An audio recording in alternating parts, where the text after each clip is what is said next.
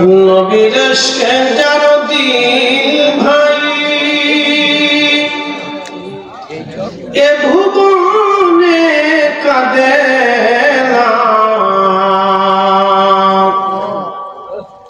রোজ হাসরে ভাই জানতারা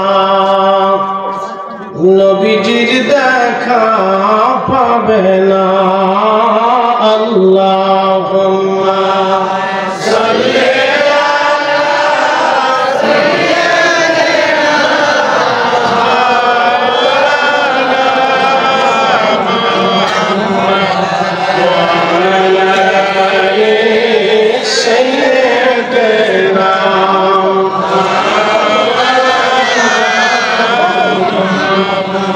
বাড়ি বাড়ি করো রে মন এবারে ঘর তোমার না যেই বাড়িতে শৈবারে মন কবর তাহার ঠিকানা আল্লাহুম্মা সাল্লি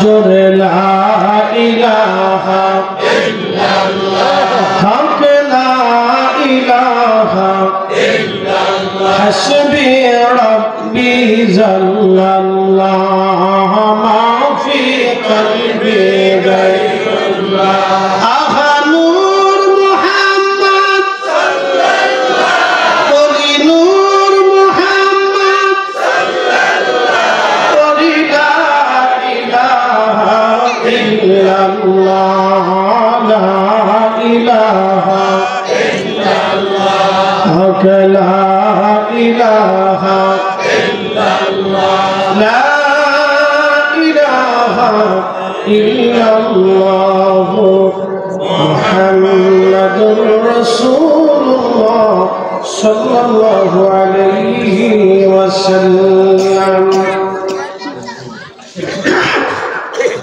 দৌলতপুর হাফিজিয়া মাদ্রাসা এতিমখানার ছাত্রদের পাগড়ি প্রদান উপলক্ষে সপ্তম বার্ষিক সুন্নি মহাসম্মেলনের সম্মানিত প্রধান অতিথি আলহাজ মোহাম্মদ মশিউর রহমান সাহেব প্যারাগন গ্রুপের সম্মানিত ব্যবস্থাপনা পরিচালক সম্মানিত সভাপতি বিশিষ্ট সমাজসেবক জনাব মোহাম্মদ মহিবুল হক সাহেব অত্র প্রতিষ্ঠানের সম্মানিত সভাপতি আজকে আমার আগে যিনি চমৎকার তকরির করেছেন দৌলতপুর আল-আকসা জামে মসজিদুল মুহতারাম খতিব হযরত আল্লাহ মাওলানা মিনহাজুল আবিদিন সাহেব হযরত মাওলানা আব্দুল হামিদ রাজা সাহেব মাওলানা মুফতি মুহিউদ্দিন ফারুকি সাহেব হাফেজ কারি আবু বকর সিদ্দিক সাহেব এবং হাফেজ কারি হুসাইন আহমদ হানাফি সাহেব সহ সকল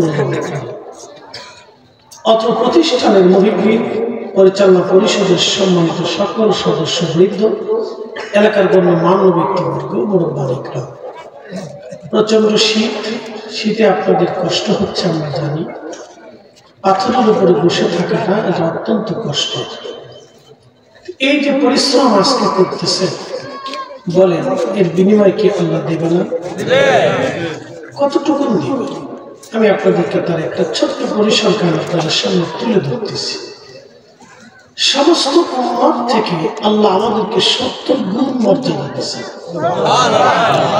একসাথে বলবেন সুবহানাল্লাহ ঈসা আলাইহিস সালাম তিনি পাহাড়ের পাদদেশ দিয়ে যাচ্ছেন আপনারা জানেন তো আরবে বড় বড় পাথরের পাহাড় আছে তো দেখলেন মস্ত বড় একটা পাথর পড়ে আছে তো তিনি আশ্চর্য হয়ে চিন্তা করলেন এত সুন্দর একটা পাথরের ভিতরে কি আছে তো তিনি পাথরের মধ্যে কি আছে আল্লাহকে বলেন রব্বি এত সুন্দর পাথর সাদা মার্বেল পাথর চকচকে সাদা পাথরের মধ্যে কি আছে বলে ঈসা তুমি কি দেখতে চাও বলে হ্যাঁ দেখতে চাই বলে তাহলে তুমি তোমার হাতের লাঠি দিয়ে পাথরে আঘাত করো। তো আঘাত করার সাথে সাথে পাথর দ্বিখণ্ডিতে বিভক্ত হলো। ঈসা আলাইহিস সালাম লক্ষ্য করলেন পাথরের ভিতরে একজন আল্লাহর বান্দা সবুজ একটা লাঠির উপরে ভর করে দাঁড়িয়ে আল্লাহ জিকির করতেছে। এটা আশ্চর্য না? আশ্চর্য। ঈসা নবী জিজ্ঞেস করলেন, হে বান্দা তুমি কি করো? বলে আমি আল্লাহ জিকির করি। কত বছর? বলে 400 বছর। বলে খাও কি? বলে ওই পাথরের ভিতরে একটা আল্লাহ আঙ্গুর গাছ লাগাইছে, ওই আঙ্গুর খেয়ে খেয়ে আমি বেঁচে আছি। একসাথে বলি আল্লাহু আকবার। আমাদের কি খাওয়াই? বৃষ্টি দেয়। যদি না দিতেন আমাদের কিছু করার ছিল না, কিচ্ছু করেছে। গত বছর মাঝখানে বৃষ্টি নেই, প্রচন্ড গরম গরম গরম, জায়গায় জায়গায় সালাতুল ইস্তিসকা, বৃষ্টি নেই বৃষ্টি নেই। আবার যখন শুরু হয়েছে তখন টানে পানি দিতে দিতে দিতে দিতে দিতে দিতে আমরা বন্যায় দিয়ে ফেলি। শেষ পর্যন্ত পানি ঠেকানোই যায়। বলেন মালিকটাকে? সমুদ্রের ভিতরে একটা মাছ আছে নীল তিমি। একটা মাছই প্রত্যেক দিন 110 মণ খাবার খায়। আপনি কয় কেজি খান? বলেন তো আমরা কয় কেজি খাই? আধা কেজি। যারা বেশি পরিশ্রম করে তারা খাইলেও খাইতে পারে। তো এই পুরুষ এখন খুব কম, লাখের ভিতরে 2-4 জন আছে কিনা শুনে আগে ছিল। তো 4 জনে আমরা এখন আধা কেজি খাই। কথা সত্য। একটা তিমি মাছ প্রত্যেকদিন 110 মণ খাবার খায়। ওর ব্যাংকের অ্যাকাউন্ট নাই, ওর জাতিসংঘ নাই, ওর আগামী দিনের খাবার জমা নাই, ওর সুদের কারবারি নেই, ওর ঘুষের কারবারি নেই। আর আমরা হাফ কেজি চালের ভাত 4 জনে খাই, তারপরে সুদের কারবারি, ঘুষের কারবারি, কিলিকিলি, মারামারি, ফাঁসাফাঁসি, লাঠালাঠি, গুতাগুতি চলতেইছে। কথা কোন ঠিক কিনা? এই বিচার কি মাছের হবে না আমাদের হবে? একসাথে বলেন, বিচার কি আমাদের হবে না মাছের হবে? বুঝতে হবে। প্রিয় দৌলতপুরবাসী মনোযোগ দিবেন। হযরত ঈসা নবী জিজ্ঞেস করলেন, হে বান্দা কত বছর তুমি এখানে আছো? আল্লাহ বান্দা ডাক দিয়ে বলে, হুজুর 400 বছর ধরে আমি আল্লাহ জিকির করি। বলে তুমি খাও কি? পাথরের ভিতরে আল্লাহ আঙ্গুর গাছ লাগাইছেন আমার আল্লাহ 400 বছর ধরে আঙ্গুর খাওয়াইয়া খাওয়াইয়া আল্লাহ জীবিত রাখছে।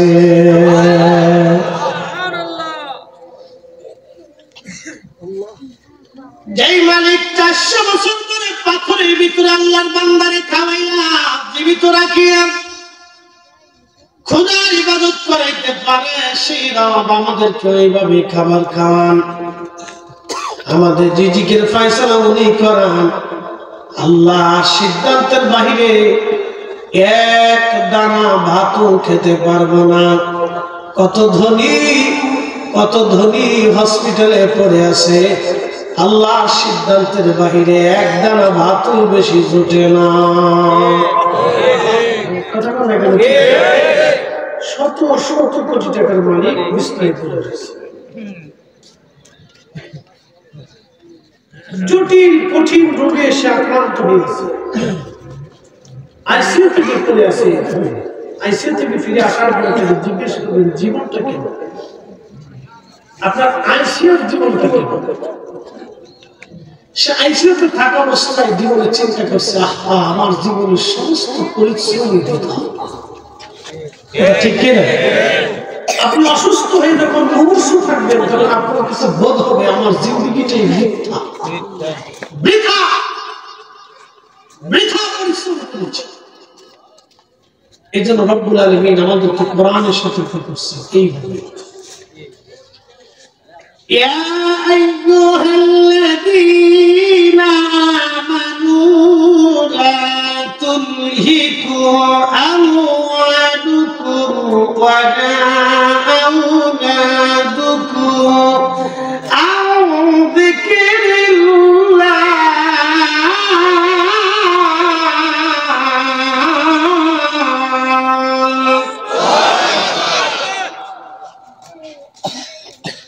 এই ছেলেরা আল্লাহর কালাম প্রতিদিন তেলাওয়াত করে। আপনি টাকা দিয়ে গেছেন, আপনি ঘুমাবেন কিন্তু নেকি ঘুমাবেন। আপনি মার জন্য রেখে গেছেন, মা কবরে থাকবে, আপনি মার কথা ভুলে যাবেন কিন্তু কোরআন আপনার মাকে ভুলবে।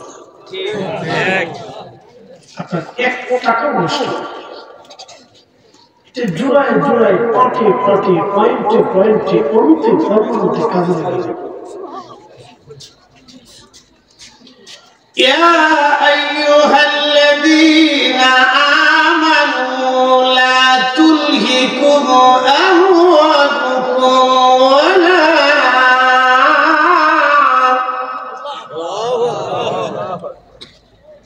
আল্লাহ রাব্বুল আলামিন কোরআনুল কারীমে আমার রব তিনার পবিত্র ভাষায় আমার আল্লাহ বলেন, হে ঈমানদার,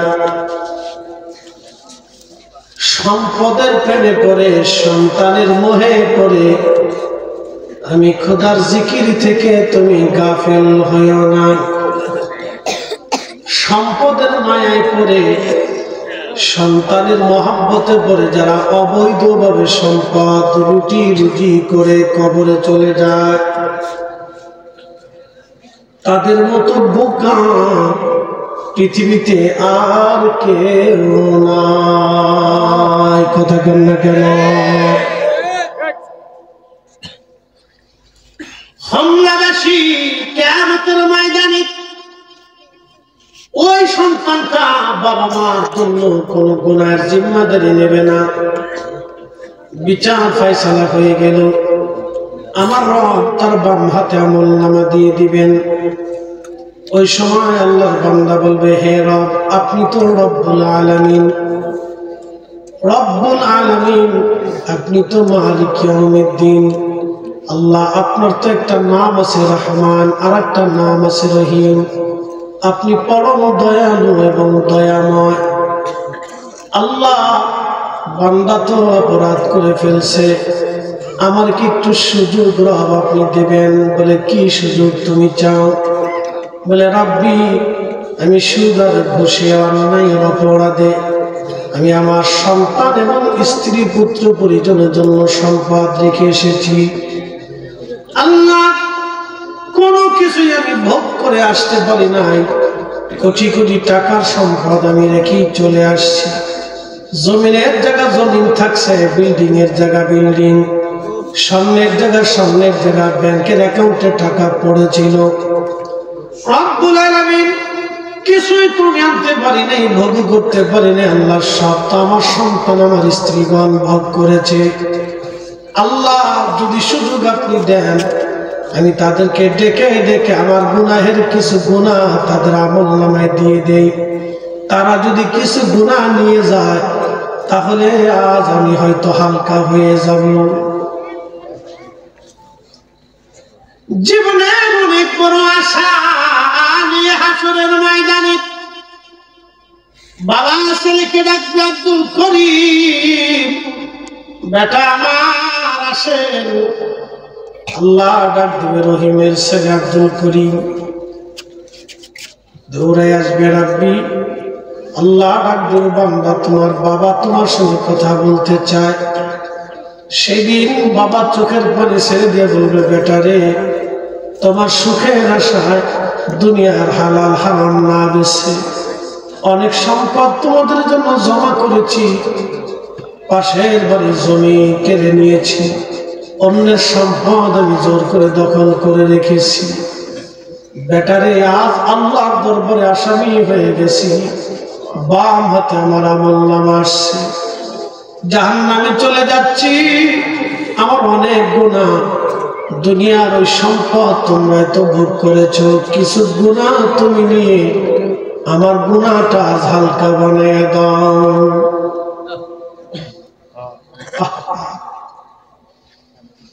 আমি যে ডাকতে বলতেছে, সাহাবীরা রে, তিন জায়গা সন্তান বাবার পরিচয় দিবে না, বাবা সন্তানের পরিচয় দিবে না,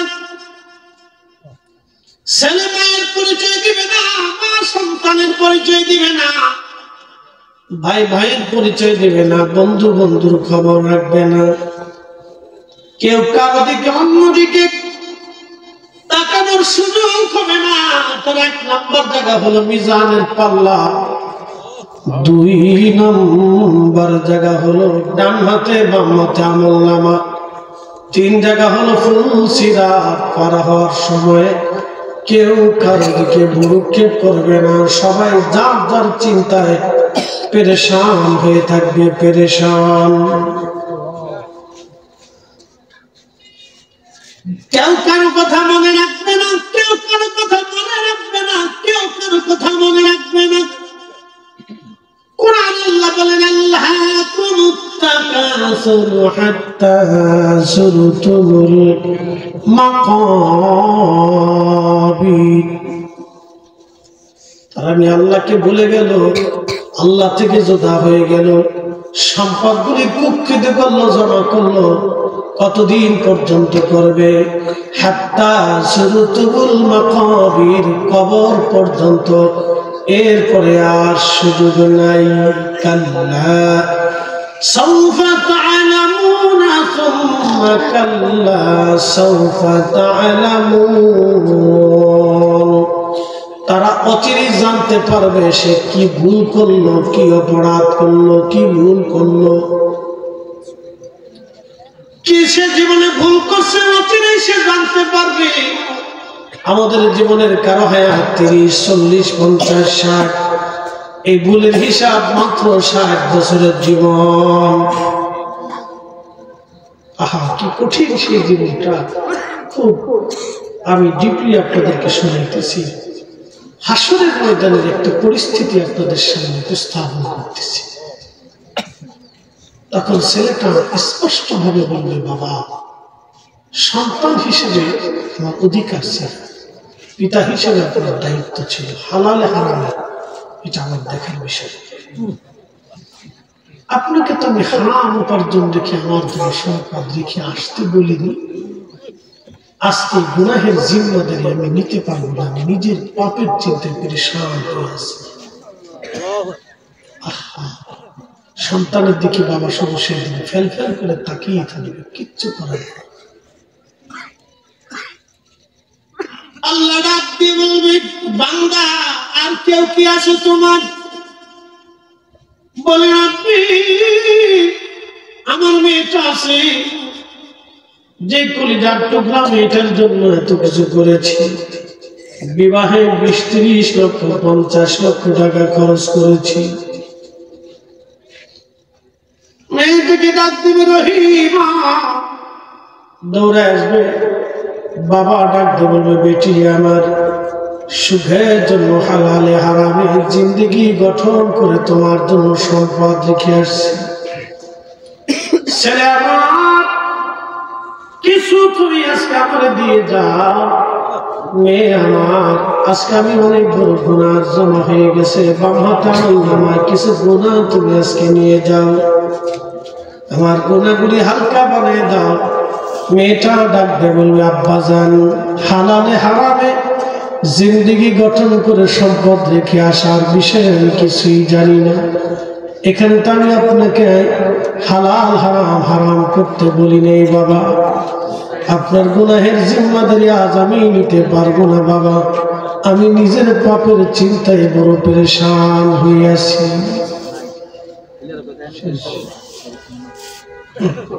আর আপনার স্ত্রী এতে তো দুনিয়াতে জন্মে কথা আজ তো ঠিক করবে, জোরে বলেন।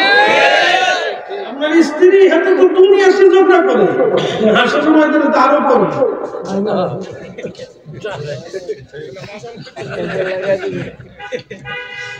বেটিরা স্যাপ করবে, তো হুজুর দৌড় দিছে করে উচিত তো দেখে ফেলে না, হাতে তো দুনিয়াতে ঝগড়া করে। বলো হুজুর আপনি কি করে বুঝলেন? আল্লাহ নবী বলেন, আমি জাহান্নামের দিকে তাকাইলাম, শুধু নারী আর নারী, শুধু মহিলা আর মহিলা জাহান্নামে। সাহাবীরা বলল, হুজুর কোন কারণে এত নারী জাহান্নামে? সহিহ বুখারী কিতাবুস সালাতের বাবু সালাতুল কুসুফের হাদিস। নবীজি ডাকতে বললেন, সাহাবীরা নাফরমানির কারণে, কুফর কুফরি করার কারণে নারী সমাজ জাহান্নামে চলে যাবে। হুজুর তারা কার সাথে কুফরি করেছে? আল্লাহর সাথে কি কুফরি করেছে? নবীজি বললেন না। তাহলে আপনি রাসূলের সঙ্গে কি তারা কুফরি করলো? নবীজি বললেন না। বলতে কার সাথে কুফরি করলো? বলে স্বামীর সাথে কুফরি করেছে।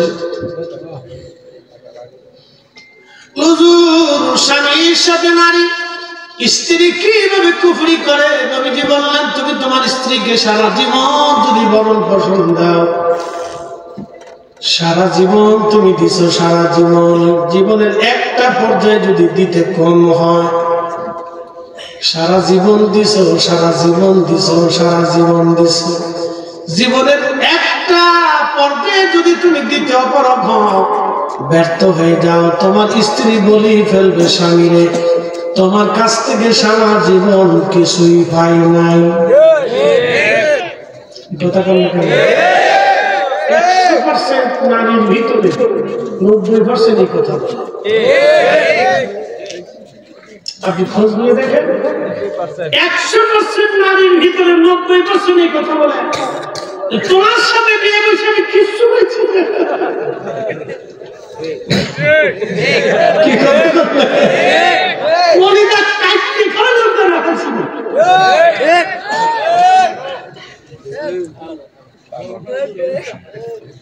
শোনেন, আমি একটা কথা বিশ্বাস করি, পৃথিবী পুড়ে যাবে, সাগর শুকিয়ে যাবে, আকাশ ভেঙে যাবে, আল্লাহ রাসূলের একটা কথাও মিথ্যা হবে না।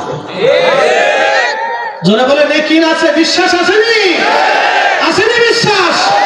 রাসূল 1450 বছর আগে বলেছিলেন আমার এই উম্মত, আমার উম্মতের ভিতরে জিনা ব্যভিচার এমন ভাবে ছড়াবে যে প্রকাশ্যে আমার উম্মতের পুরুষ নারীরা জিনা করে। আপনি যদি বিশ্বাস না করেন প্রত্যেকটা পার্কে চলে যাবেন, যদি বিশ্বাস না করেন সমুদ্র সি বিচ গুলিতে যাবেন, যদি বিশ্বাস না করেন তো বিনোদন কেন্দ্রগুলিতে যাবেন, যদি বিশ্বাস না করেন তাহলে আপনি একটা কনসার্ট দিয়ে দেখেন যে কত নারী পুরুষের বের কথা বললে কেন?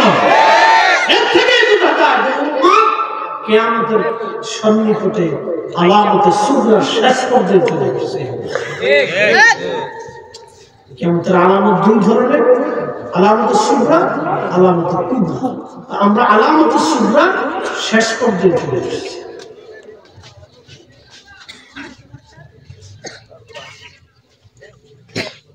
আগের দিনে দেখছি হিন্দু নারীরা কাগজ করে ডাইকে ঢুকে বেরিয়েছে, মুসলমান বেডি জিন্সের প্যান্ট পরে রাস্তায় হাঁটে। কথা খারাপ কিছু? হিন্দু বেডি বাদ দেয়, তাদের ধর্মে তো কোনো পর্দাফসিতা নাই, তাদের ধর্মে কোনো পর্দাফসিতা নাই। তাদের ওই ভারতে দেখছি আমাদের ল্যাংটা সাধু আছে, ল্যাংটা যোগী সাধু দেখি, এরা সারা বছর ল্যাংটাই খায়। হ্যাঁ, ল্যাংটা বই খায়, মেশিন মেশিন বার করে তার সাথে বেরিয়ে দেয়। সে আমি নিচে দেখছি বেটারাও সারতে দেয়, বেরিয়েও সারতে আবার তো ঘুরতে বুঝে দিচ্ছি। হ্যাঁ, তো কোনো পর্দাফসিতা ধর্ম কোনো সেটা তাদের বিষয়, পর্দাফসিতার তো কোনো বালাই। তো ল্যাংটাও খা, ল্যাংটা ছাড়াও খা, তো ঠিক আছে না? তো আমাদের ধর্মে তো পর্দাফসিতার একটা বিষয় আছে, হালাল হারামের বিষয় আছে, প্রশ্ন আছে। তখন ঠিক কিনা? মুসলিম নারী যখন বেপর্দা হবে তখন বুঝতে হবে এটা কিয়ামতের সন্নিকট সময় ঘনায় গেছে।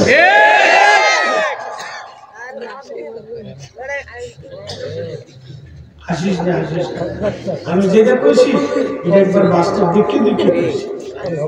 আমি কোনো ধর্ম নিয়ে কটাক্ষ করি না, ওনার ধর্ম হলো বিষয়, কিন্তু যেটা সমাজ বহির্ভূত সেটা মানা যায়। একটা মানুষ কেন ল্যাংটা থাকবে বলেন তো? কি কারণে ল্যাংটা থাকবে? এটা ল্যাংটা থাকার অর্থ কি? মানুষ যদি ল্যাংটা হয় তবে কুত্তা মানুষের মধ্যে তফাৎ কি? প্রাণী, প্রাণীদের সাথে বলে মানুষের কি তফাৎ? কুকুর, বিড়াল, গরু, ছাগল, ভেড়া প্রকৃতির সাথে বলে মানুষের কি তফাৎ?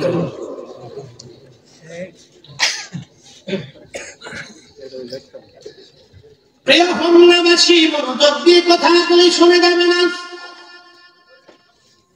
হাকিরি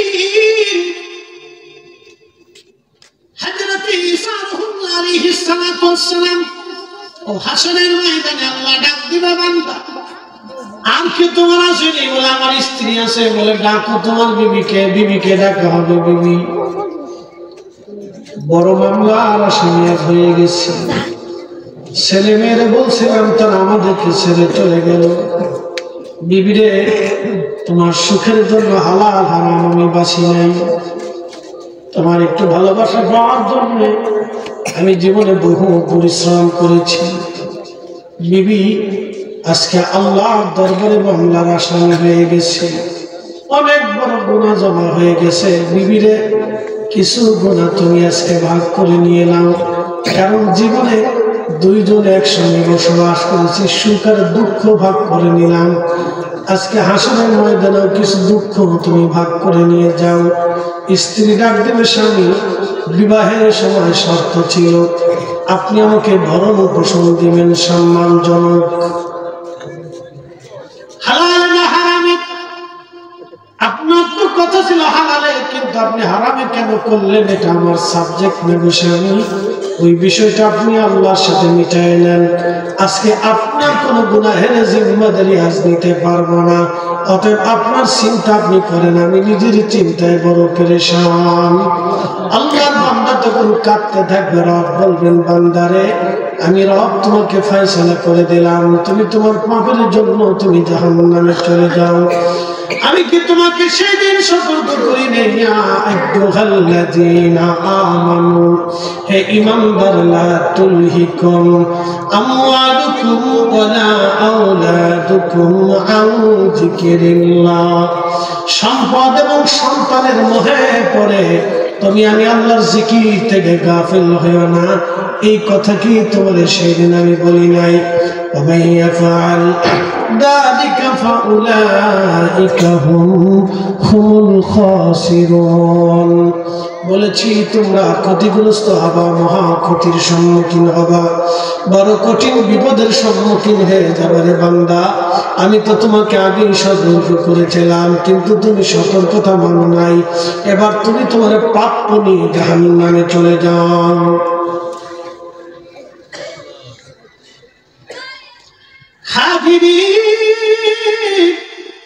বুঝে বুঝে যাওয়াটা জরুরি দুনিয়াটা বুঝের জায়গা পরীক্ষার জায়গা পরীক্ষার জন্য পৃথিবীতে আসছি আল্লাহর কোরআন বলতেছে ওয়ালানাবলুওয়ান্নাকুম বিশাইইম মিনাল খাউফি ওয়াল জু'i ওয়া নাকসিম মিনাল আমওয়ালি ওয়াল আনফুসি ওয়াস সামারাত আমি সম্পদ কেড়ে নিয়ে জীবন কেড়ে নিয়ে অর্থ নষ্ট করে দিয়ে অনাবৃষ্টি অতিবৃষ্টি খরা দিয়ে তোমাদেরকে পরীক্ষা করব আমি রব পরীক্ষা করব ওয়াবাশশিরিস সাবিরিন এই কঠিন পরীক্ষার সময় যারা সবর করে আল্লাহর জন্য তারাই কামিয়াব হবে একবার জোরে বলা যাবে কি মারহাবা অর্থনৈতিক অবস্থা দুর্বল হয়ে গেছে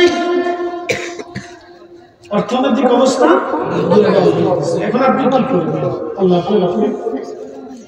পরীক্ষায় ফেলেছে এখন আপনি সুদ খেতে পারবেন না ঘুষ খেতে পারবেন না অন্যায় করতে পারবেন না ডাকাতি করতে পারবেন না চুরি করতে পারবেন না অন্যের মাল নিতে পারবেন না আপনাকে কাজ করে করে করে করে কম হোক বেশি হোক সামান্য হোক অল্প হোক খেয়ে খেয়ে খেয়ে খেয়ে আল্লাহর পথে যদি চলতে পারে আল্লাহ বলছেন তার জন্য অনেক বড় সুসংবাদ আমি আল্লাহর পক্ষ থেকে একটা বিরাট বড় জান্নাত 10টা দুনিয়ার সময় একসাথে বলবেন আল্লাহু আকবার দুনিয়াতে মানুষ কয় ইঞ্চি মাটি নিয়ে মারামারি করে কিন্তু 4 ইঞ্চি 8 ইঞ্চি 1 হাত আবার দিয়ে বিয়ে করে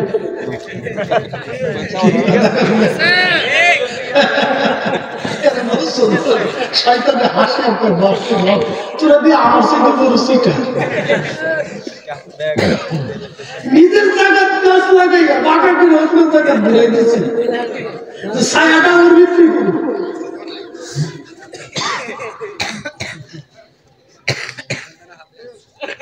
শয়তানে হাসি বাপরে বাপ যদি আমার সিটু সিটে এত কিছু শয়তানও পর্যন্ত ফেল খেয়েছে চিন্তা করে ওরা মানুষ, মানুষ হইয়া ভবেতে আসিয়া মানুষের করিলাম কি।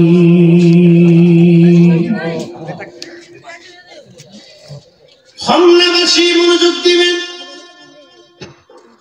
আল্লাহ কোরআনে বলেন, আল্লাযী খালাকাল মাউতা ওয়াল হায়াতা লিয়াবলুয়াকুম আইয়ুকুম আহসানু আমালা।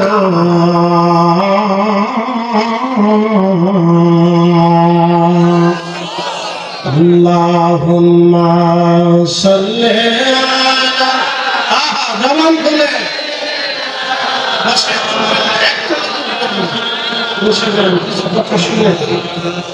وعلى آل سيدنا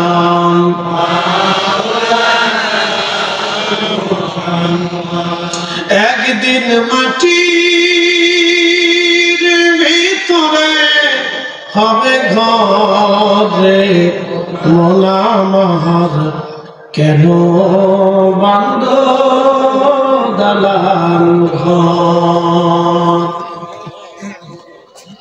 আপনি যদি আজ মারা যান, ধরেন অ্যাক্সিডেন্টে মারা গেলেন, আপনি আপনার পলিথিনের মধ্যে পেঁচাইয়া সুন্দর করে আপনাকে বেঁধে নিয়ে আসবে।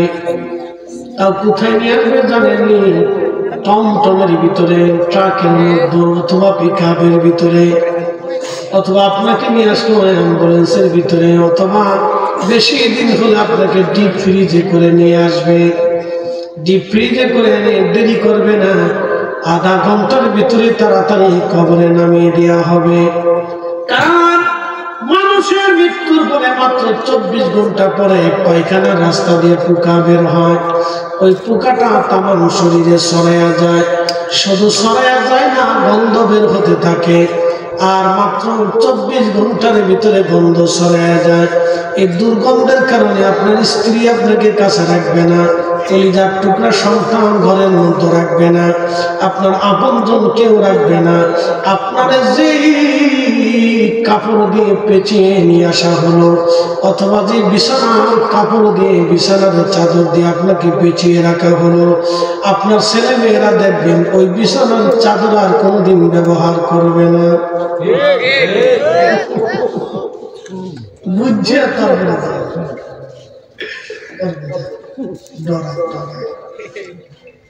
ডরায়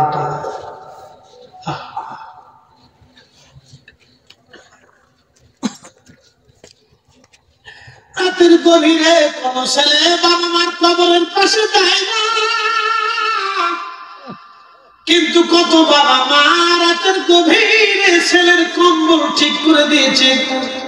ঘুমাইলো কিনা বাবা খোঁজ নিয়েছে, মা রাতের পর রাত এসে দেখে গেছে আমার ছেলেটা ঠিক মতো আছে। কিন্তু আজ মা কবরে চলে গেল, ছেলেটা একটা বারের জন্য মা কবরের পাশে দাঁড়ায়া বলে না, মা ভালো আছো? আমার রব শিখিয়ে দিলেন, রব্বি রাহমহুমা কামা রাব্বায়ানি সগীরা। দিলটাকে নরম করে দেন। এই কথার অর্থ আজ আমি আজকে আপনাদেরকে বলে দিয়ে যাই। আল্লাহ বলেন, বান্দারে তুমি এইভাবে আমি আল্লাহর কাছে দোয়া করো, রাব্বি রাহমহুমা কামা রাব্বায়ানি সগীরা। ও মালিক, যেইভাবে ছোট্ট কালে আমার মা আমারে দুলিয়ে ঘুম পাড়িয়েছিল, আমি পেশাব করে দিয়েছি, মা বেজার হয় নাই। পেশাবের কাপড়টা ফলাইয়া নতুন কাপড় দিয়ে মা আমাকে আবার জড়িয়ে চুমা লাগাইছে। মায়ের কাপড় পেশাব করে ভরে দিয়েছি, মা বেজার হয় নাই।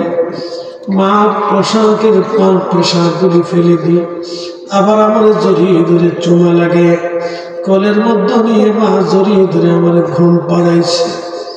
আল্লাহ, আমি পায়খানা করে দিয়েছি, সবার নাকের মধ্যে কাপড় চলে গেল, আমার মায়ের নাকের মধ্যে কখনো কাপড় জাহির নেই। আল্লাহ আমার মা আমারে ওই পায়খানাগুলি পরিষ্কার করে দিয়ে মা আমারে বুকের মধ্যে জড়াই ধরে চুমা লাগাইছে। আমি অসুস্থ হইলে মা সারা রাত ঘুমাই নাই।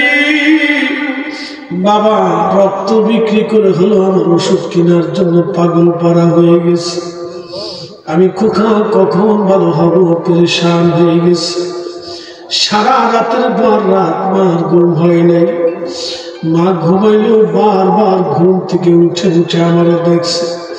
আমার অসুস্থতা বাড়লো না কমলো, আমি ভালো আছি না বেঁচে আছি না মরে গেছি, বারবার বারবার মা আমার দেখেছে। সারা রাত্র মা আমার জন্য ঘুমাই নাই।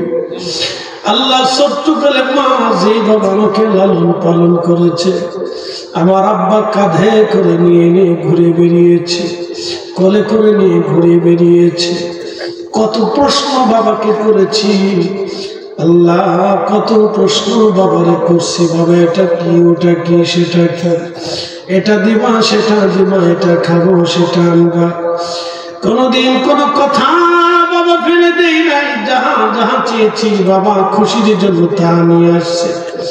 আমার ছোট্টকালে বাবা এমনি খুশি রাখছে।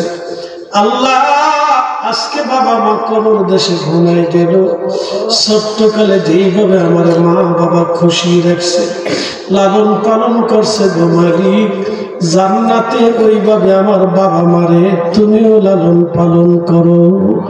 একবার জোরে বলা যাবে আল্লাহু আকবার। ওগো মা তুমি এ ধরনের শ্রেষ্ঠ নিয়ামত,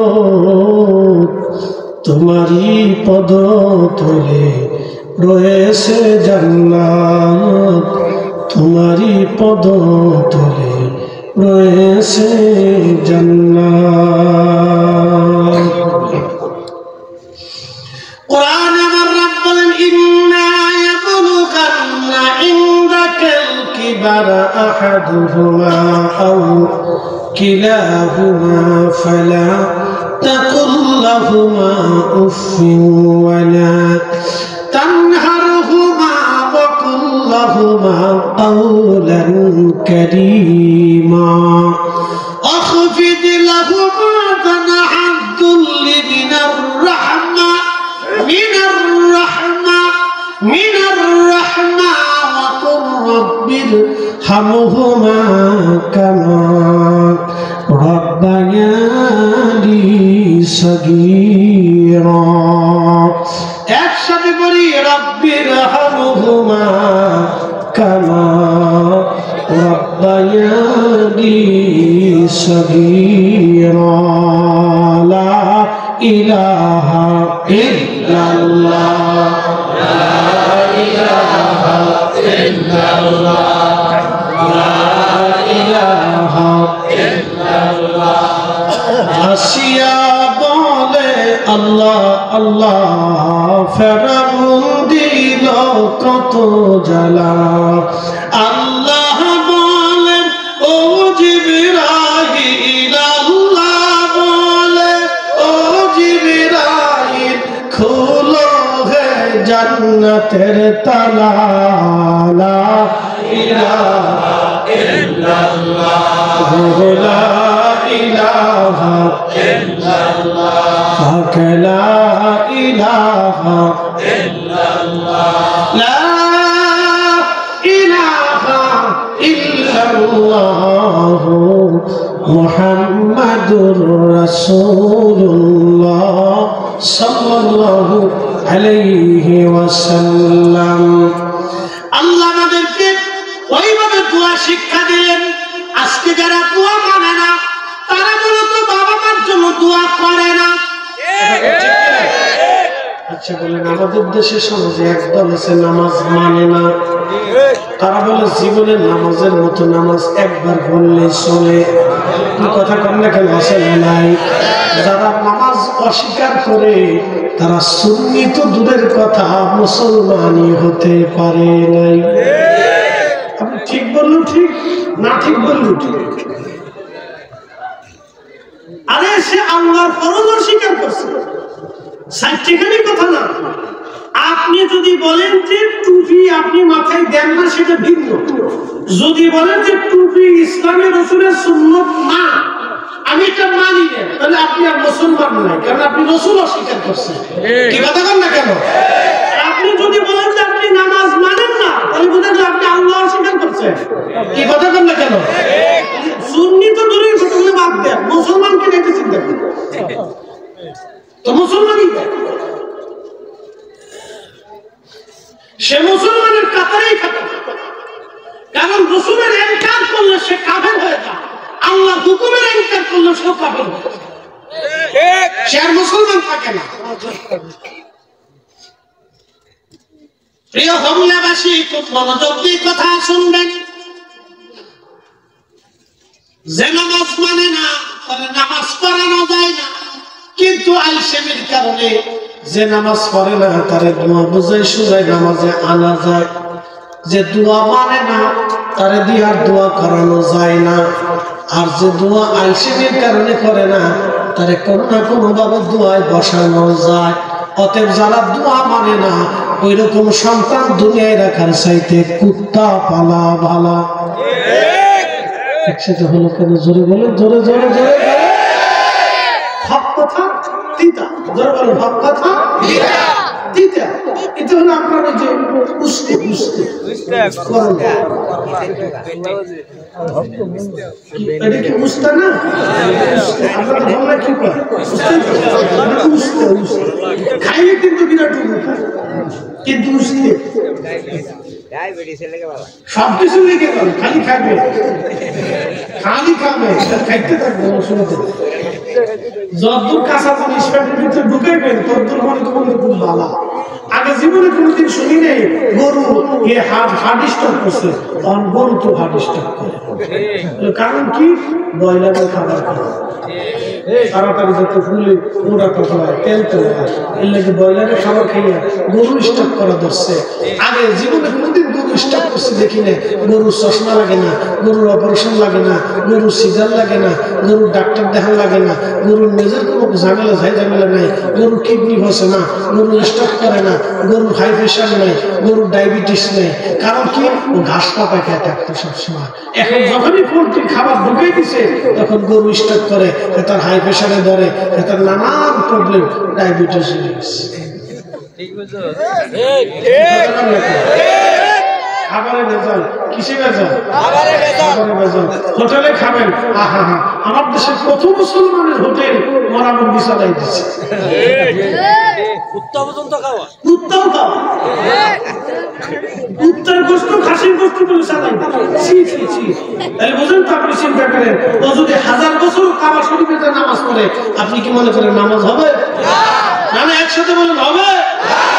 এরা নাম কষ্ট মুসলমান, বহু মুসলমান আছে নাম আব্দুল করিম, রহিম, সলিম, জরিম, বহুত কিছু নামে মুসলমান হলে কাজ হবে না, কাজে হইতে হবে, কাজে হইতে হবে। এরা আমরা ওয়াজে বসে না, এরা ওয়াজ করছে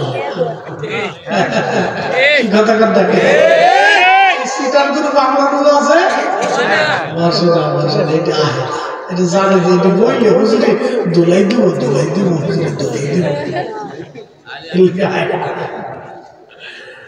এটা নামাজের কোন সময় আসে জানেননি? জুমার নামাজ তো সবার শেষে আসে, যাই কখন জানেননি? সবার আগে যায়, খালি সালাম ফিরিলি দিয়ে দিয়েছে, আর বই থাকতো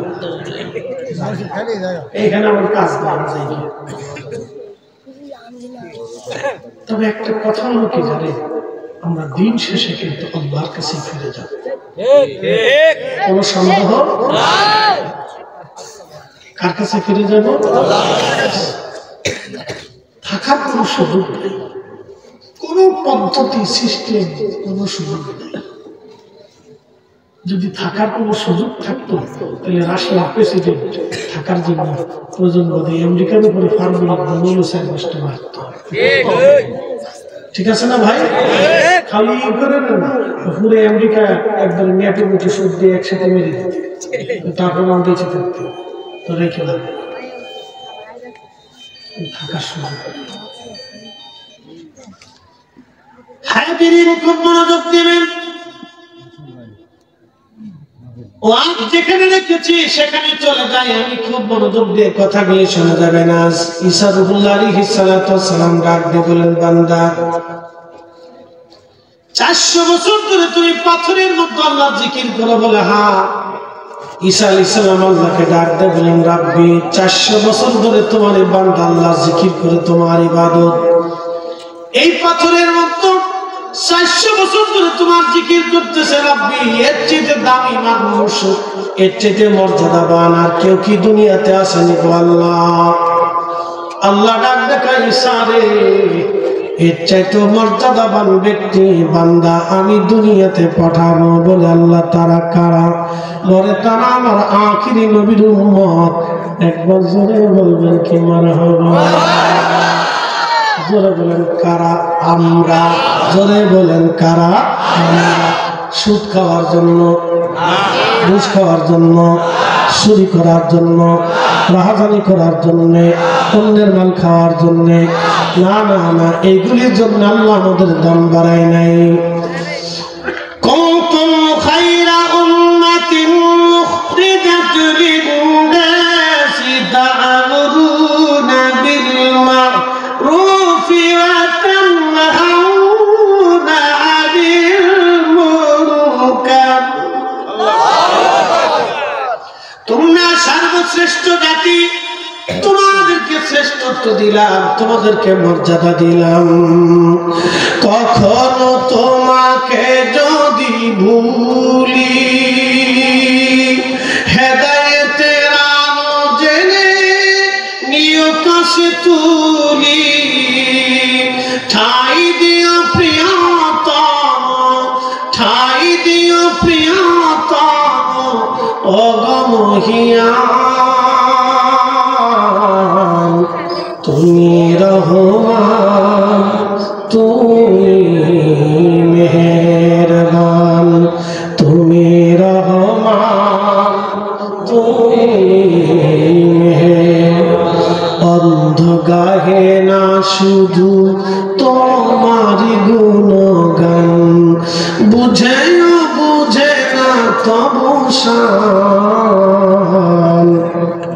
তুমি রহমান, তুমি মেহেরবান। বন্ধু আমার, সর্বশ্রেষ্ঠ জাতি তোমরা, পৃথিবীর মধ্যে সর্বশ্রেষ্ঠ জাতি। শ্রেষ্ঠত্ব আমি তোমাদেরকে দিয়েছি। আরবিতে একটা প্রবাদ আছে, সফল মাকিনা অসফল মাকান, সফল মাকানে অসফল মাকিন। কিছু জায়গার কারণে মানুষের দাম বাড়ে, কিছু মানুষের কারণে জায়গার দাম বাড়ে। আমার নবীর কারণে মদিনার দাম বাড়লো, মদিনার কারণে রসুলের দাম বাড়ে নাই। আমাদের কারণে নবীর দাম বাড়ে নাই, বরং রসুলের কারণে আমাদের দাম বাড়ছে। মক্কার কারণে নবীর দাম বাড়ে নাই, বরং নবীর কারণে মক্কার দাম বাড়ছে। কথা বল না কেন? আমার নবীর নাম কি? মুহাম্মদ সাল্লাল্লাহু আলাইহি ওয়াসাল্লাম। মক্কার নাম কি? মক্কা, কিন্তু আগে কি নাম ছিল? মক্কা। ইন্না আউওয়ালা বাইতিন উদিআ লিন-নাসি লাল্লাযী বিবাক্কাতা মুবারাকান হুদাল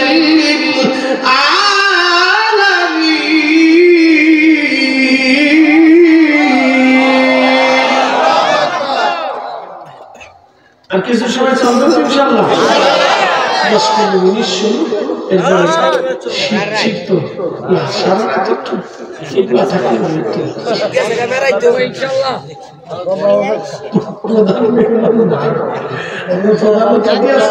সভাপতি আছে, অতিথিবৃন্দ আছে, প্রধান বক্তা আছে, কিন্তু প্রধান আকর্ষণ একটা গরু যদি ফেলাইতে পারতেন, কিছু সাইকেল যদি জ্বালাতে পারতেন, এটা প্রধান আকর্ষণ।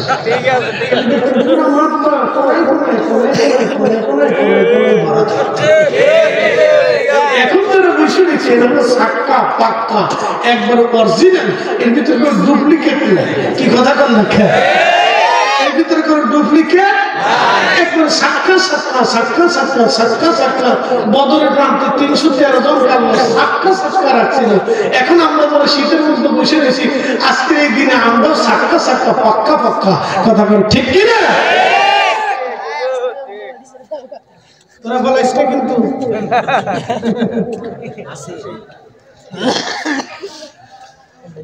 খুলনাবাসী দৌলতপুরবাসী মনোযোগ দিয়ে শুনবেন। মক্কাতুল মুকাররমার আগে নাম ছিল বাক্কা, কিন্তু কেন মক্কা হলো? মক্কা হলো আমার নবীর নাম মুহাম্মদ, মুহাম্মাদের মিম থেকে বাক্কা থেকে মক্কা। আমার নবীর নামে মক্কার নাম মক্কা হলো, আমার নবীর নামের বরকতের কারণে বাক্কার নাম মক্কা হলো। মারহাবা। কিন্তু আমার নবীর নাম রাখছে কে? আল্লাহ। কোন জায়গা থেকে রাখছে? তার একটা রহস্য হযরত হাসান বিন সাবিত কবিতার ছন্দে ছন্দে লিখলেন, ইন্নাকা উলিদনা মুবাররান মিন কুল্লি আইব কাআন্নাকা قد خلقت كما تشاء وضم الإله اسم النبي باسمه إذا قال في الخمس المؤذن أشهد।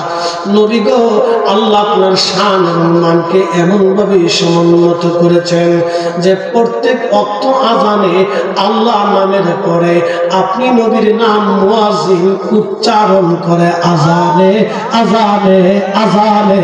জোরে বলেন না আল্লাহু আকবার। আর আমার দেশের এক ফালতু মৌলবী ওয়াজ করলো, বলে নারায়ে রিসালাতের স্লোগান ফালতু। আরে বেটা, তোর 14 গোষ্ঠী ফালতু, আমার রাসূলের স্লোগান ফালতু হতে পারে না। কথা বলেন, হাত উঁচু করে বলেন ঠিক না বেঠে?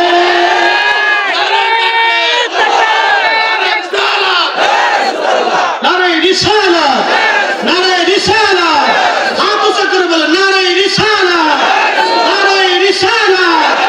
अरे अल्लाह जमीन का आसमान का आईन चले का अल्लाहर परे जार आईन चले সেটা আমার রাসূলের আইন, কোরআনের আইনের সাথে আমার নবীর আইন চলে।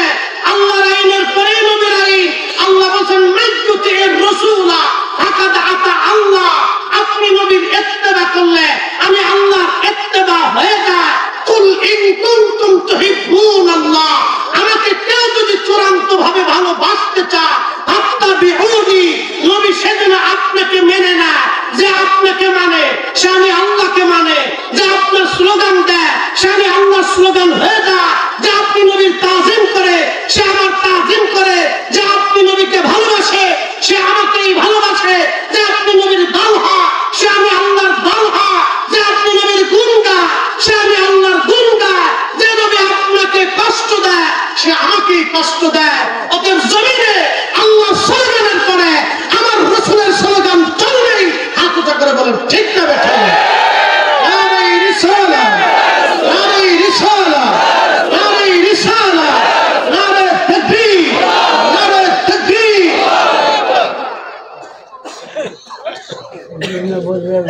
রফা'না লাকা যিকরাক, আয়াত নাযিল হলো। জিবরাইল আলাইহিস সালাম এসে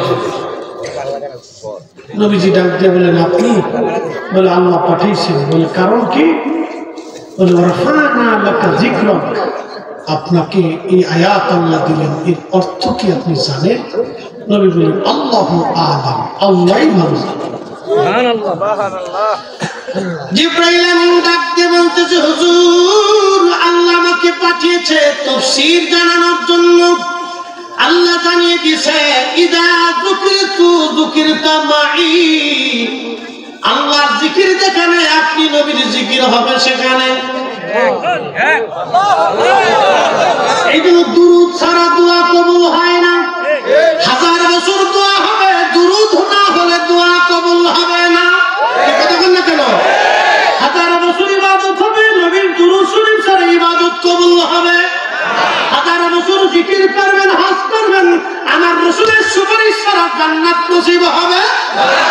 আমার নবীর হামদের পতাকা, সুপারিশের পতাকা ছাড়া জান্নাতে যাওয়া যাবে? এই জন্য আল্লাহ ডাক দেন নবী, আমি আল্লাহর শান যেখানে আপনি নবীর শান সেখানে, আমি আল্লাহর জিকির যেখানে, আপনি নবীর জিকির সেখানে, আল্লাহর স্লোগান যেখানে, রাসূলের স্লোগান হবে সেখানে। যারা এই স্লোগানকে ফালতু স্লোগান বলে, আমরা মনে করি 14 গোষ্ঠী জিন্দেগি ফালতু।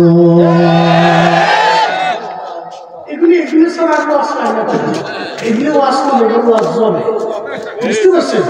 এর পক্ষে আবার দালাল করার কিছু মুসলমান দুনিয়াতে আছে না ভাই?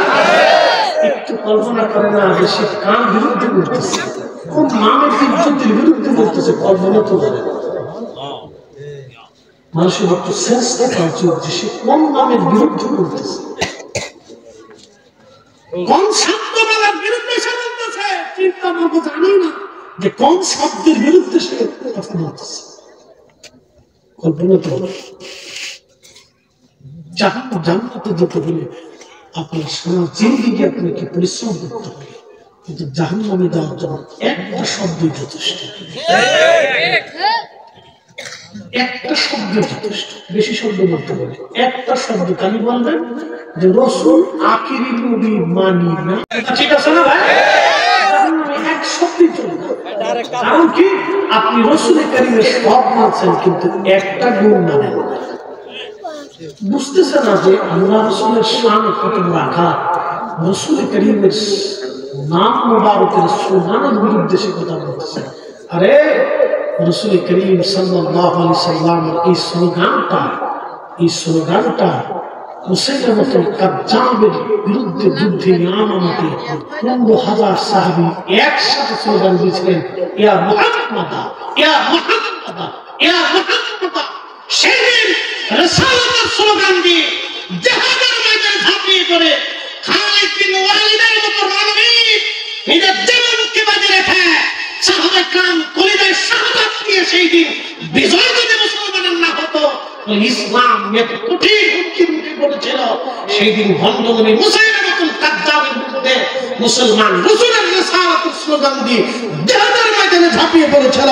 অতএব যতদিন আমরা সুন্নিরা বেঁচে থাকবো, ততদিন রাসূলের রিসালাতের স্লোগান চলবেই।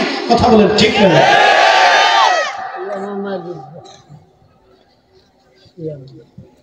সে কত পাগল হয়েছে আমি জানি।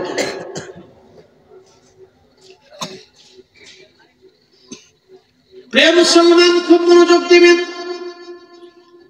এরপরে হাসান বিন সাবিত রাদিয়াল্লাহু আনহু তিনি কবিতার ছন্দের মধ্যে বললেন, ওয়াদাম্মাল ইলাহু ইসমান নবী বিইসমিহি ইদা কানা ফিল খামসিল মুআজ্জিন নাশহাদ وشق له ليذله فذو العرش محمود وهذا محمد صلى الله عليه وسلم. اسمع حسن بن ثابت بن হুজুর হাজার হাজার সাহাবীদের সামনে মসজিদ নববীর ভিতরে হাসান বিন সাবিত গাইতে লাগলেন, ইয়া রাসূলুল্লাহ, আপনার নাম মুহাম্মদ শব্দটা আল্লাহর একটা সিফাতি নাম আছে, আরশের মালিকের একটা সিফাতি নাম হলো মাহমুদ। আল্লাহ তার মাহমুদ শব্দ থেকে আপনি নবীর নাম আল্লাহ নিজে রেখেছেন, আল্লাহর নাম থেকে আপনার নাম রেখেছে, মাহমুদ থেকে আপনি নবীর নাম আল্লাহ পছন্দ করে রেখেছে মুহাম্মদ সাল্লাল্লাহু আলাইহি ওয়াসাল্লাম। এই যে আমরা চুমা লাগাইলাম, একদল ভাই বলে তোমরা আল্লাহর নামে চুমা দাও না, নবীর নামে চুমা দাও। কে কথা বল না কেন? যুক্তি দেয় না? যুক্তি দেয়, আল্লাহ বড় না নবী বড়? মুসলিমের একটা আল্লাহ বড়, কথা তো সত্য। আল্লাহ বড় না নবী বড়? বলে আল্লাহ বড়। তাহলে আল্লাহর নাম আছে রহমান, রহিম, গফুর, গফর, কারিম, সত্তর, রহিম, জব্বার, খালিক, বার, কত নাম আছে। এটা নাম পড়ে কেন সুমা লাগান না? মুহাম্মদ রাসূলুল্লাহ নাম শুনে সুমা লাগান, কারণ কি? তাহলে আপনার কাছে কি নবী বড় আল্লাহ ছোট? তার উত্তরটা শুনে নিয়ে যাবেন আজকে। ওয়াশাক্কালাহু লিউযিল্লাহু ফাযুল আরশি মাহমুদুন ওয়া হাযা মুহাম্মাদ। হাসান বিন সাবিত বলে, হুজুর আল্লাহ নাম থেকে আপনি নবীর নাম রাখছে মুহাম্মদ, আল্লাহর মাহমুদ নাম থেকে আপনি নবীর নাম রাখছে মুহাম্মদ। তার অর্থ হলো মুহাম্মদ নামে সুমা লাগাইবে আল্লাহ নামে সুমা লাগানো হইয়া যায়। এই কথা বল না কেন? নবী নামে সুমা লাগাইলে কার নামে সুমা লাগানো হয়ে যায়? আল্লাহর নামে সুমা লাগানো হয়ে যায়, কারণ নবীর নাম আল্লাহ তার নাম থেকে দিয়েছে। বুঝাইতে পারছি কি আপনাদেরকে? সুন্নিদের কোন কাজই ডকুমেন্ট বিহীন না, কথা বল ঠিক না? ভুবনের প্রিয় মুহাম্মদ এলো রে দুনিয়ায় রে সাগর আকাশ বাতাস দেবী যদিয়া আয় রে সাগর আকাশ বাতাস দেবী যদিয়া ধুলির ধরা বেহেশত আজ জয় করিল দিল রে রাজ আজকে খুশির ঢল নেমেছে ধূসর সাহারা রে সাগর আকাশ বাতাস দেবী যদিয়া আয় রে সাগর আকাশ বাতাস দেবী যদিয়া দেখ আমেনা মায়ের কোলে দোলে শিশু ইসলাম দোলে। ইসলাম আমার রাসূল আসার কারণে ইসলাম এসেছে। হযরত আবু বকর সিদ্দিক রাদিয়াল্লাহু আনহু আগে আল্লাহ চিনে না, আগে নবী চিনছে। ঠিক নবী দেখা আল্লাহ মানছে, নবী দেখা আল্লাহ মানছে, নবী দেখা ফেরেশতা চিনছে, নবী দেখা কবর বিশ্বাস করছে, নবী দেখা জাহান্নাম জান্নাত বিশ্বাস করছে, নবী দেখা আখিরাত বিশ্বাস করছে। কারণ নবী বলছে আখিরাত আছে, সাহাবীরা আছে। নবী বললেন আল্লাহ এক, সাহাবীরা আল্লাহ এক। নবী বললেন ফেরেশতা আছে, সাহাবীরা আছে। নবী বললেন আগেও নবী আসছে, সাহাবীরা আগেও আসছে। নবী বললেন জান্নাত জাহান্নাম আছে, সাহাবীরা আছে। নবী বললেন হাসর কায়েম হবে, সাহাবীরা বললেন হ্যাঁ হবে। রাসূল বললেন আল্লাহ হিসাব নিকাশের মিজানে আল্লাহ ফুলসিরাতে দাঁড়া করাবে, আল্লাহর নবী সাহাবীরা বললেন হ্যাঁ তাই হবে। নবী যা বললেন সাহাবীরা তাই মানলেন, আমরাও তাই মেনে নেই। অতএব নবী মানা মানে আল্লাহ মানা। নবী মানলে কাকে মানা হয়? সূত্র সহজ না জটিল? কথা বলেন। আম্মাজান খাদিজা আগে কি আল্লাহ দেখছে, নবী দেখছে? কেমনে আম্মাজান খাদিজা নবীকে কেমনে চিনলেন? তার ছোট্ট একটা বিবরণী দিব না কষ্ট হবে? একটু দিয়ে যাই, ওনার জীবনী জানার দরকার আছে। এই মহিষী নারী খুব সম্ভ্রান্তা এবং খুব সম্মানিত ছিলেন।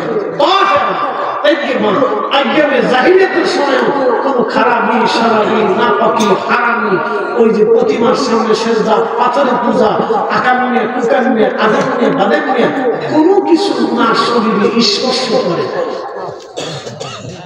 একসাথে বলবেন আল্লাহু আকবার। উনার চাচাতো ভাই ছিলেন ওরাকা বিন নওফল, তিনি ছিলেন ওই তাওরাত জবুর ইনজিলের পাঠদর্শী একজন পণ্ডিত আলেম, এবং তিনি আল্লাহ একত্ববাদে বিশ্বাসী ছিলেন। একসাথে বলবেন না মারহাবা। তিনিও কোনদিন প্রতিমা দেবতা এটা সেখান আজারিয়া বাজারিয়া পাথর পুতুল ওই গাছ পাহাড় পর্বত সূর্য সাগর সাগর নগরের সামনে কোনদিন মাথা নত করে নাই। এই সাগর মধ্যে উঠে যায় কেন? সেটাও আচ্ছা সাগে আসে তাহলে কাম সেরে আসে। শীত বেশি নিতে পার, দৌড় বেশি আসে, পানি একটু খালি নিম্ন চাকরি শীতের কারণে মুসলিম ধরে রাখতে যাবে। আচ্ছা একসাথে বলে আল্লাহ। আম্মাজান খাদিজাতুল কুবরা অনেক বিরাট বড় একটা ব্যবসা তিনি মক্কা থেকে সিরিয়াতে পাঠাবেন, কিন্তু কার নেতৃত্বে পাঠাবেন চিন্তায় পড়ে গেলেন। এত বড় একটা ব্যবসা, কিন্তু বিশ্বস্ত একজন লোক দরকার। সারা মক্কায় চলে গেল মুহাম্মদ সাল্লাল্লাহু আলাইহি ওয়াসাল্লাম আল আমিন, আমার নবীর নাম ছড়িয়ে গেল, তিনি বিশ্বস্ত সারা মক্কায়। খাদিজার মনে মনে টার্গেট হলো তাকে ডাকা দরকার। এদিকে নবীজির চাচা আবু তালিব বললেন, ভাতিজারে সন্তান আমার, তুমি তো জানো আমরা অভাব অনটনের মধ্যে পড়ে গেছি, তুমি যদি কিছু কাজ কারবার করতে পারো তাহলে আমাদের জন্য উপকার হয়। কারণ ভাতিজাকে তিনি সন্তানের মতো আদর করতেন, কোলে পিঠে করে নিয়ে ঘুরে বেড়াইতেন, চোখের সামনে থেকে কখনো ভাতিজাকে সরাইতেন না। একটা কথা মনে রাখবেন, ভাতিজা সন্তানের মতো, চাচারা বাবার মতো। ভাতিজা সন্তানের মতো, চাচারা বাবার মতো। এই জন্য আমাদের কিছু কিছু অঞ্চলে দেখবেন বড় চাচিরে বড় আম্মা কয়, মেজো চাচিরে মেজো আম্মা কয়, বড় চাচারে বড় আব্বা কয়, মেজো চাচারে মেজো আব্বা কয়। ঠিক আছে না? হলে কিন্তু বালা, হলে কি বালা, তাহলে সংসারে ঝামেলা হয় না। সংসারে কি হয় না? চাষিরা যদি ভাতিজাদেরকে সন্তানের নজরে দেখে তাহলে আর ঝগড়া ফসাদ থাকে, আর যদি সন্তানের নজর উঠে যায় তখন এই যুদ্ধ বিগ্রহ লেগে যায়। মারামারি গুটাগুটি লেগে যায়। হযরত আল্লাহর নবীর চাচা আবু তালিব ভাতিজাকে সন্তানের মতো স্নেহের নজরে সবসময় দেখতেন, কখনো চোখের আড়াল হতেন না, আড়াল করতেন না, নিজের সাথে সাথে রাখতেন।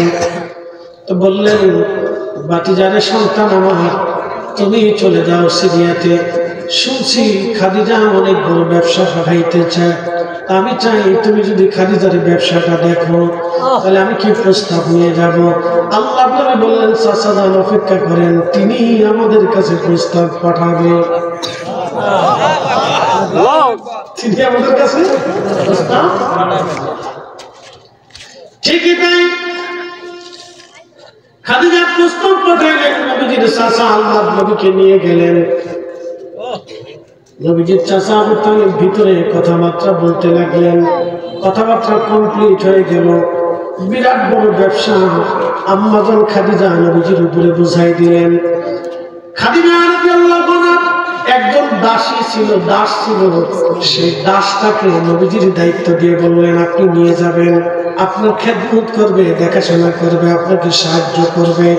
সেই দাসকে নিয়ে নবীজি ব্যবসার উদ্দেশ্যে সিরিয়ার পানে রওনা করলেন। কোন বর্ণনায় আছে তিনি ইয়ামানের ব্যবসায় গেলেন, তবে সঠিক মতামত তিনি সিরিয়াতে গেলেন। সিরিয়াতে যাওয়ার পরে ওই দাস লক্ষ্য করলেন তিনি একটা জায়গা বসে আছেন, আর তার মাথার উপরে মেঘমালা ছায়া দিতেছে। সারা পথ যত পর্যায় ওই দাস লক্ষ্য করলো আকাশের মেঘ শুধু ছায়া দিতে থাকে। মনের যত পশু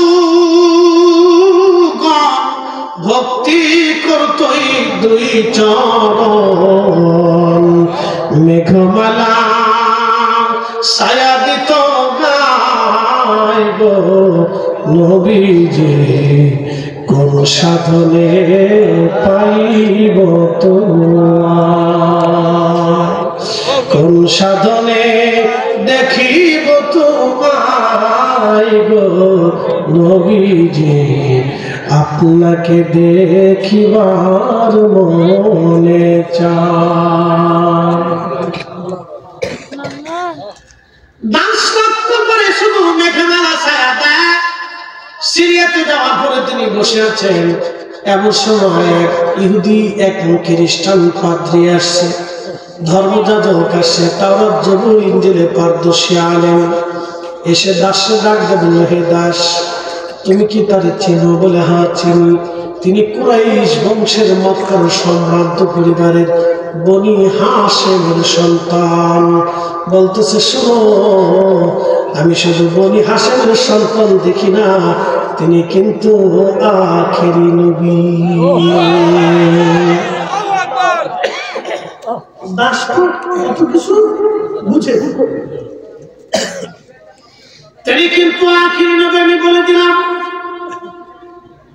আল্লাহ নবী ব্যবসা বাণিজ্য করে বিরাট লাভবান হয়ে রওনা হলেন পণ্য সামগ্রী নিয়ে মক্কায়। যত পথ আসে আকাশে নেমে নবীকে ছায়া দিতে থাকে। ওই দাসে লক্ষ্য করে নবীজি যায়, আর শুধু অলৌকিক দৃশ্য দেখা যায়। গাছের আড় নোয়ায় যায়, নোয়ায় নোয়ায় পড়ে, গাছের হাড় সমস্ত ডালপালা নিয়ে নোয়ায় পড়ে, আকাশে নেমে ঘুমালে ছায়া দেয়। পশু পাখিরা নবীকে এসে সালাম দেয়। জোরে বলা যাবে কি আল্লাহু আকবার। অনেক লাভ করার পরে আল্লাহর নবীজি খাদিজা রাদিয়াল্লাহু আনহাকে ব্যবসা বুঝিয়ে দিলেন। এবার খাদিজা ওই যে গোয়েন্দা পাঠাই দিছে, তুমি সব বৃত্তান্ত খবর দিবা। খাদিজার কাছে দাসে ডাকতে বললেন, মনিব আমার, আপনি যে লোকটাকে ব্যবসার জন্য পাঠাইছেন, এই লোকটা সাধারণ কোনো লোক না। বলে কেমন? যত রাস্তায় গেছি হারাইছি, লক্ষ্য করছি আকাশে মেঘমালা তারে ছায়া দেয়। সিরিয়াতে ব্যবসা করতে গেছি, এক ধর্মযাজক আমাকে পরিচয় দিতে বললেন। আমি বললাম তিনি মক্কার অধিবাসী বনু হাশিমের সন্তান। তিনি আমাকে ডাক দিয়ে বলেন, তিনি শুধু বনু হাশিমের সন্তান না, তিনি হলেন আখিরি নবী, ইনি পৃথিবীর শেষ নবী। জগৎ জুড়া তার সম্মান সুখ্যাতি তামাম পৃথিবীতে ছড়িয়ে যাবে। মনিব তিনি কিন্তু সাধারণ কোন লোক না। তামাম জীবনে যত ব্যবসা করছেন, এই বছরের মধ্যে এত বরকত হয় নাই। তিনি অনেক বড় বরকতওয়ালা ব্যক্তি। আম্মাজান খাদিজার আর বোঝার বাকি নাই, তিনি খুবই বিচক্ষণ, শিক্ষিতা এবং বুদ্ধিমতী নারী ছিলেন। সাথে সাথে তিনি চিন্তা করলেন, তাহলে এই যুবকের খেদমতে বাকি জীবন আমাকে কাটাইতে হবে।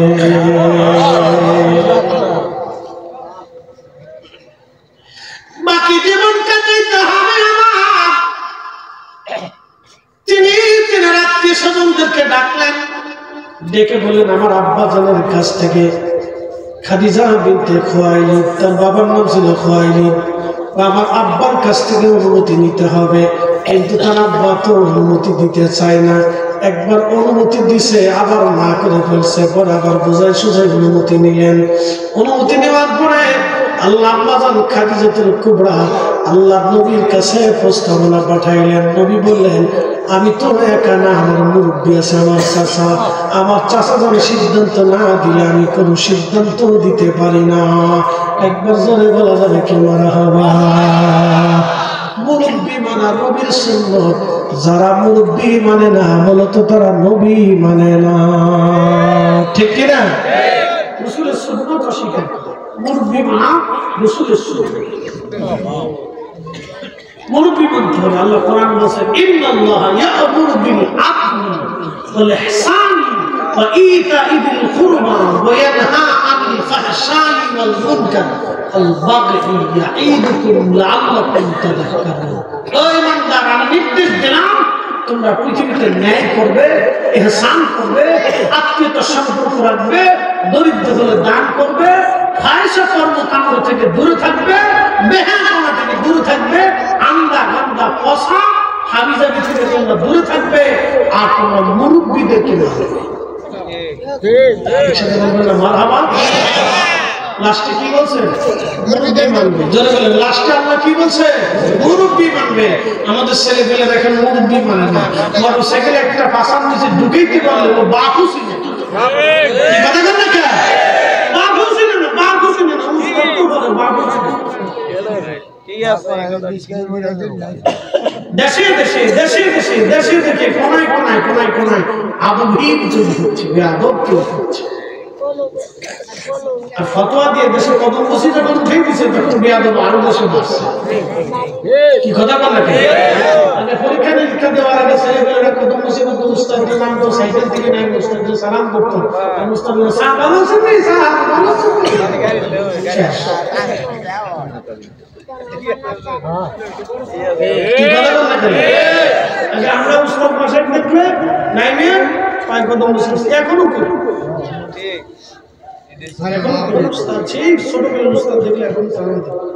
হুজুর কেমন আছে, গাড়ি থেকে নেমে হুজুর কেমন আছে, বুঝতে পারছো? আদব নষ্ট হয়ে যাচ্ছে। আদব যত উঠে যাবে তোমার লেখাপড়ার কোনো মূল্য কোনো মূল্য নাই। লেখাপড়া যদি মানুষকে মানুষ না বানাতে পারে তাহলে সেই লেখাপড়া আপনি কি করবেন? যে লেখাপড়া মুরব্বী মানে না, মুরব্বীর সম্মান করে না, সে লেখাপড়াতে কি হবে? যে লেখাপড়াকে মানুষকে মানুষই মনে করে তাহলে ওই লেখাপড়াতে কি হবে? কি সমাজের উপকার হবে, কি রাষ্ট্রের উপকার হবে, বলেন কি ব্যক্তির উপকার হবে, কি পরিবারের উপকার হবে? তো মনোযোগ দেন, এই কথাগুলো তো আল্লাহ কালামের কথা, আল্লাহ রসুলের সিদ্ধান্ত। তো আল্লাহ রসুলের চাচা আবু তালিবের কাছে প্রস্তাব দেওয়ার পরে তিনি অনেক সিদ্ধান্ত চিন্তা ভাবনা করার পরে রাজি হলেন। তা আম্মাজান খাদিজাতুল কুবরা, নবী তো কিছুই না, নবী কি কিচ্ছু। তো আল্লাহ নবীকে অর্থ করি বিবাহের এই পানি পা সব অর্থ আম্মাজান খাদিজা ব্যয় করে আল্লাহ রসুলকে সব দিয়ে দিল। একসাথে বলবেন না মারহাবা? বুদ্ধিমতী উনি জানেন যে এই যুবকের যদি স্ত্রী হইতে পারি তাহলে একবারে আবাদা চিরদিনের জন্য আমি ধন্য। সেটা বলবেন আল্লাহু আকবার। চিরদিনের জন্য আমি ধন্য, চিরদিনের জন্য আমি ধন্য। বিবাহের সমস্ত খরচ আম্মাজান দিয়েছিলেন, সব দিয়ে দিল।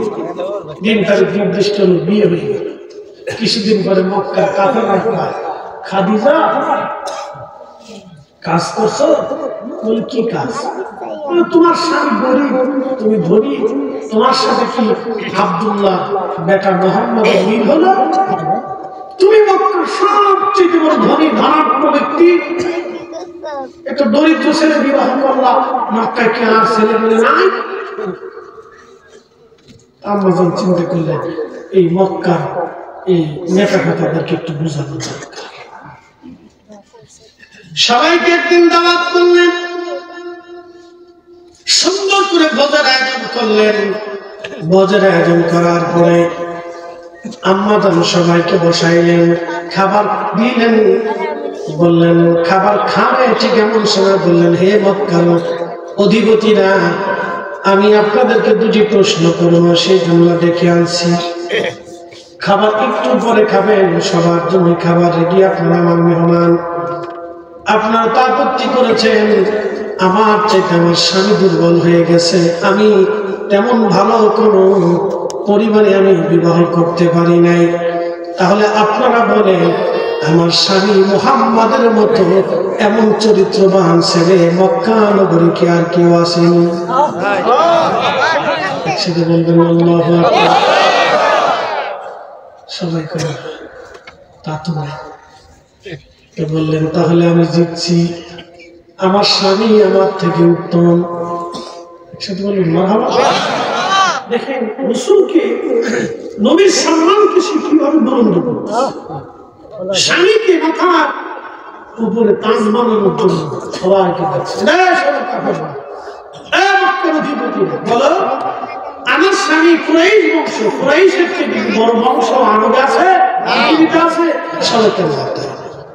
কুরাইশের মধ্যে বনু হাশিমের থেকে বড় বংশ, সুন্দর বংশ আর কোন বংশ আছে? সবাইকে মারতে হবে। বংশ থেকেও আমার স্বামী শ্রেষ্ঠ, গোত্র থেকেও আমার স্বামী শ্রেষ্ঠ, চরিত্রের ক্ষেত্রেও আমার স্বামী শ্রেষ্ঠ, তিনি আল্লাহ। আমার স্বামী কোন দিক থেকে বলো তো? বলতেছে তুমি ধনী, তুমি ধনী আর মুহাম্মদ বলতেছে হ্যাঁ মক্কাবাসী, তাহলে শোনো, আজ থেকে আমার সমস্ত সম্পদ আস্তাগফির ইস্তাগফির যা কিছু আছে আমি আমার স্বামীকে ছাড় দিয়ে দিলাম। তাহলে বলে মক্কা নগরে আমার স্বামীর চেয়ে কার কো ধনী আছে রে? সবাই মাথা নত করে আছে, কয় না কেউ তো ধনী নাই। আম্মা জান খাদিজা আগে নবী চিনেছে, কারণ যাকে মেঘে ছায়া দেয় সে তো আখিরি নবী। ওনার স্ত্রী হতে পারলে জীবন বড় ধন্য ধন্য ধন্য। জোরে বলা যাবে কি মারহাবা। ওরে এই সমস্ত মুজিজা দেখা হযরত খাদিজা, ওরে এই সমস্ত মুজিজা দেখা হযরত খাদিজা, জীবন যৌবন সপিল আপনাই গো নবীজি। কোন সাধনে পাইব তোমায় আমি, কোন সাধনে পাইব তোমায় গো নবীজি। আপনাকে দেখিবার মনে চায়। সাহাবীরা আগে নবী চিনছে, ঠিক কি না? আগে কি চিনছে? সূত্র সহজ, কঠিন তারা করছিল তাদের কপাল ভালো। আজকে ওরা কারা বুকে হাত বুকে নামাজ পড়ে। আমার বাংলাদেশে তারা দিন দিন দিন দিন করে বাড়তেছে। আহা, যে হাদিস কোন ব্যক্তি যদি বলে আমি হাদিস মানি, তাহলে বলে সে কি বলতে পারে রাসূলের আব্বা আম্মা কাফের ছিল? একটু চিন্তা করে তো। তারা বলে রাসূলের আব্বা আম্মা কাফের ছিল, জাহান্নামে চলে গেছে। কি মনে করেন রাসূলকে কি আল্লাহ কোন কাফেরের পেট দিয়ে দুনিয়াতে আনছে? কোন কাফেরের রেহেম দিয়ে আল্লাহ আল্লাহ তো রাসূলকে দুনিয়াতে আনছে? কোন কাফেরের মাধ্যম দিয়ে আল্লাহ তো রাসূলকে পৃথিবীতে আনছে? আহা, আপনাকে বুঝতে পারবেন এখন তো হিন্দুদের সাথে আমাদের কি দূরত্ব?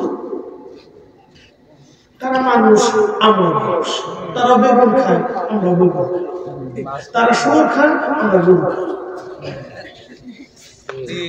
কি কথা ঠিক আছে? তারা শুয়োরের গোশত খায়, আমরা গরুর গোশত খাই। আমরা তারা গরু খাই না, আমরা গরু খাই। তারা শুয়োর খায়, আমরা গরু খাই। তাদের সাথে আমাদের বিশ্বাসগত তফাৎ, কথা ঠিক কিনা? এই জন্য কোন হিন্দু কোন মুসলমানের সাথে বিয়ে দেয়, কোন মুসলমান কোন হিন্দুর মেয়ে বিয়ে দেয়, আত্মীয়তা। কিন্তু সমাজ সমাজ রাষ্ট্র রাজনীতি ব্যবসা বাণিজ্য আমরা একসাথেই করি, কথা ঠিক কিনা? একসাথে বসবাস। সমাজ সমাজ হচ্ছে আপনার এই কি বলে রাজনীতি হচ্ছে, ব্যবসা বাণিজ্য আমরা একসাথে করতেছি, কিন্তু বিশ্বাস করি তাদের সাথে আমাদের তফাৎ। তো কোন ব্যক্তি যদি বিশ্বাস করে যে আল্লাহ নবীর আব্বা আম্মা জাহান্নামী, তার সাথে তো আমাদের শ্রমদের আঘাত হইতে পারে না। কি কথা বল না কেন? আমরা জীবন গেলেও তাকে মানতে পারি না। তারে মাইনি আমি জাহান্নামে যাইতে পারবো না। তারে মাইনি আমি রাসূলের সুপারিশকে ধ্বংস করতে পারবো না, আমার জীবনকে বরবাদ করতে। আপনাদেরকে বুঝতে লম্বা কথা বলা না। আসেন নবীজিকে দাঁড়ায় সালাম জানাই, ইয়া নবী সালাম